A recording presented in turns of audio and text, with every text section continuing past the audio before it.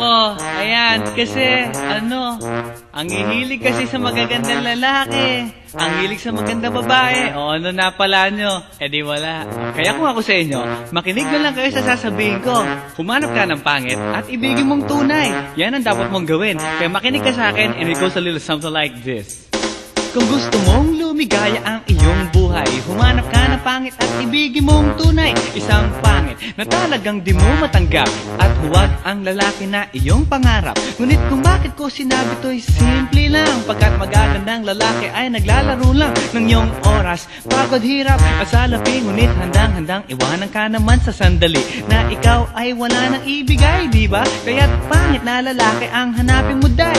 Kung hindi, sige ka, puso mo'y mabibiyak. Mawalay man ang pangit, hindi ka iiyak. Humanap ka ng pangit. Wag na uwi. Wag na humanap ka ng pangit. Wag na uwi. Wag na humanap ka ng pangit. Wag na uwi. Ibigin mong tunay.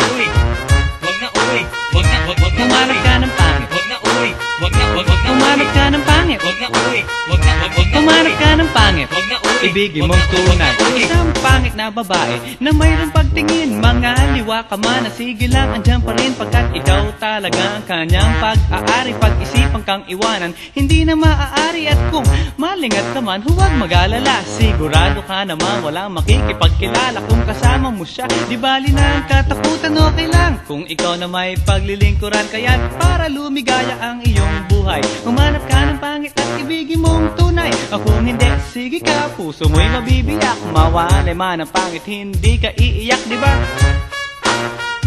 Humanap ka ng pangit. Wag na uwi. Wag na humanap ka ng pangit. Wag na uwi. Wag na humanap ka ng pangit. Wag na uwi. Ibigin mong tunay. Wag na uwi. Wag na humanap ka ng pangit. Wag na uwi. Wag na humanap ka ng pangit. Wag na uwi. Wag na humanap ka ng pangit. Wag na uwi. Ibigin mong tunay. Sasabihin ko sa inyo kung anong nangyari nang may na-date akong isang pangit na babae. Manliligaw daw niya ay talaga ang daming, ngunit nang shy, nakita ko mukha siyang lalaki at sa akin ay matatawa ka talaga, pagkat kahawig na kahawig niya si Zoraida. Maniwala ka't ako'y napaibig niya. Bakit? Eh kasi ang bait-bait niya. Lahat ng aking hiling hindi tumatanggi. Palagi siyang nakahalik sa aking pisngi. Ako'y shock. Araw-araw na tuwing kasama ko siya, gusto ko sumigaw, gusto ko iwanan siya, ngunit ako'y nag-isip, ito ba'y totoo o isang panaginip? Di siya maganda, ngunit ako'y kanyang hari. Iyan ba dahilan kaya't kasama mo palagi? Sabihin man nila na ako'y mangmang, para sa aking kagandahan ay hanggang balat lamang. At sa inyo mayroon akong ibubulong. Second anniversary na namin to, chong. Kaya't para lumigaya ang iyong buhay, humanap ka ng pangit at ibigin mong tunay. Kung hindi, sige ka, puso mo'y mabibiyak.